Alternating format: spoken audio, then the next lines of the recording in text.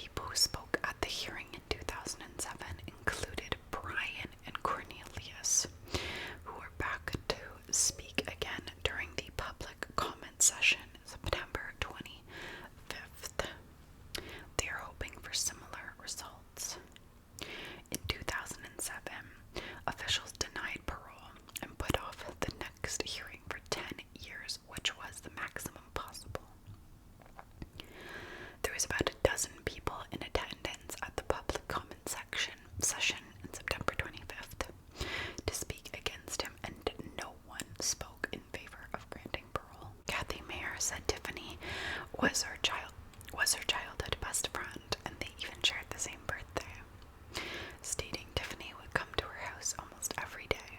She was more than a friend. She was my sister. Kathy said she lives with survivor's guilt because Tiffany had asked if she could sleep over that night on Halloween, but she said that she had other plans. She said that she had nightmares for over a year, and if you let that monster out of jail on good behavior, I guarantee he will kill again. Jason Browning said he was Tammy Jo Massey's classmate, and he still gets emotional when he thinks about the murders, especially since he now has twin boys in the 4th grade. He stated that Tammy was the sweetest girl, and he'll never forget her red cheeks and smile. Robert Stuteville and Jean Ann was his cousin and best friend, and even he doesn't understand how parole is being considered after what was done. I can't believe that someone who did something so horrible can be even eligible to get out. Delgado talked about how close she was with her sister-in-law, and she'd urged officials to not let him out, stating she'll never forgive him, and he's going to have to take that to God. Brian Massey spoke out for the longest time, as he spent nearly 2 hours describing in detail the relationship between his mother and Andrews, how Andrews sexually and emotionally abused him, and how Andrews committed the murders on that Halloween night. He said Andrews and his mother had gotten into an argument, and she'd kicked him out of the house. He returned later, and the argument turned violent. Brian said he'd watched as his mother reached for the phone to call his grandpa, and that's when Andrews first started stabbing her. After stabbing her more than 30 times, he'd went down the hall to find the sisters, who'd ran into their rooms. Brian said that they knew what was going to happen to them. After the murders, Brian had said that Andrews came into his room covered in blood. His words for Brian were brief and chilling, stating, "If you do not listen and obey, I will kill you." Brian said that he then completely shut down emotionally. "I was put into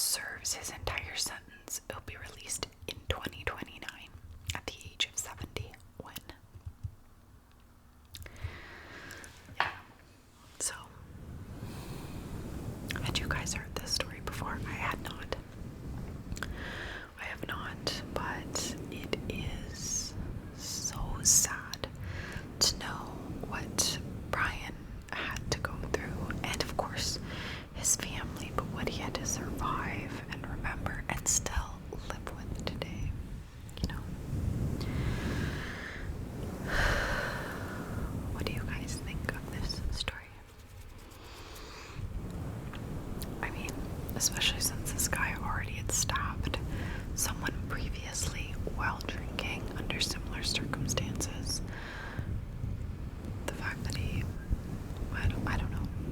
The system is flawed, obviously, but anyway, so sad. Feels so bad for that family. But I don't know. Well, you guys, that ends episode 8 and ends day 6, I believe, for the 6 years. 6 for 6 days till Halloween. I've had a lot of sad and disgusting stories these last 2 days. The tomorrows. If it's been too much, you will enjoy it. But again, like I said before, it's kind of good to be aware, of these things and to do what we can, right? So, if we can provide support. But so sad for that family. So sad. Well, I look forward to seeing you all again tomorrow for day 5. 5 days. Soon. We're coming up. We're coming up to the end, you guys. And if you guys have been here since, the first episode, leave a comment below. Let me know what's been your favorite video this far. I want to know. And if you haven't seen them all yet, go back. Give them a like, promote them. Well, anyway.